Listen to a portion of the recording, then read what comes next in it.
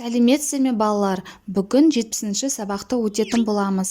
Каналымызға міндетті түрде подписаться батырмасын басып, жазылып алыңыздар. Сіздер үшін пайдалы сабақтар шығып отырады. Табиғаттың таңғажайып құбылыстары, зат есімнің септелуі. Зат есім септіктерінің атын, сұрақтарын, олардың жалғауларын білетін боламын. 26-шы жаттығу мәтінді түсініп оқы. Табиғаттағы өзгерістердің барлығы табиғат құбылыстары деп аталады. Жер бетіндегі ауаның бір жерден екінші жерге ауысуы жел деп аталады. Жер бетінен ауа жоғары көтеріліп, салқындап, шоғырланып бұлтқа айналады. Бұлтты құрайтын ұсақ тамшылар бірігіп, жерге жаңбыр болып жауады.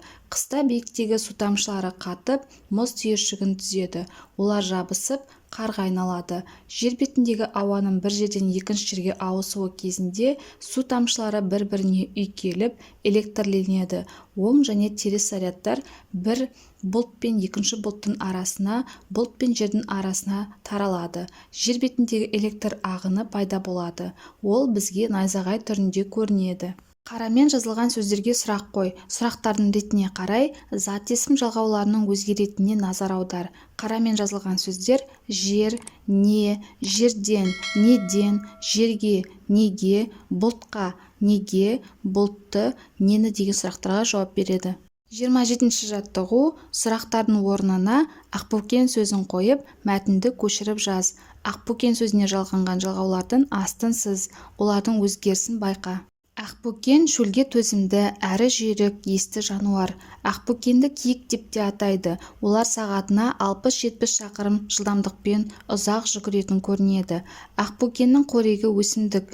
Күз айларында көкшөптің қоры мол болса да, жусанмен қоректенеді. Себебі оның құрамында іштегі зиянды құрттарды жоятын заттар бар. Міне киіктердің өзін-өзі емдеуі табиғаттың оларға берген тамаша қасиеті. Сөйлемдегі сөздерді бір-бірімен байланыстыру үшін жалғанатын жалғауларды септік жалғаулар деп атайды. Қазақ тілінде 7 септік бар. Атау, ілік, барыс, табыс, жатыс, шығыс, көмектес септіктері. Зат есімнің септік жалғаулар арқылы өзгеруін зат есімнің септелуі деп атайды. 28-ші жаттығу зат есімнің септіктерін, сұрақтарын, жалғауларын көшіріп жазып, есте сақта. Септіктердің атауы. Атау септік. Кім, не. Ілік септік. Кімнің, ненің. Ның, нін, дын, дін, тын, тін. Барыс септік. Кімге, неге, қайда. Ға, ге, қа, ке. Табыс септік. Кімді, нені. Ны, не, ды, ді, ты, ті.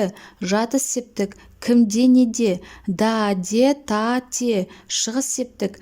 Кімнен, неден. Нан, нен, дан, ден, тан, тен. Көмектес септік. Кіммен, немен.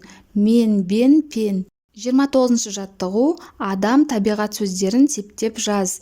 Атау септік. Адам, табиғат. Ілік септік. Адамның, табиғаттың. Барыс септік. Адамға, табиғатқа. Табыс септік. Адамды, табиғатты. Жатыс септік. Адамда, табиғатта. Шығыс септік. Адамнан, табиғаттан. Көмектес септік. Адаммен, табиғатпен. 30-шы жаттығу әр қатарда қай сөз артық себебін дәлелде. Таутекенің, көбелектің, қаздың. Ілік септігі. Бақаға, барыс септігі. Кемпір қосақты, жусанды, түлкіні. Табыс септігі. Өрмекшімен, көмектес септігі. Қарлығаштан, жаңбырдан, шығыс септігі. Қара торғайға, барыс септігі. Осымен сабағымыз аяқталды. Сабағымыз пайдалы болған болса, лайк басып, достарыңызбен бөлісуді ұмытпаңыздар.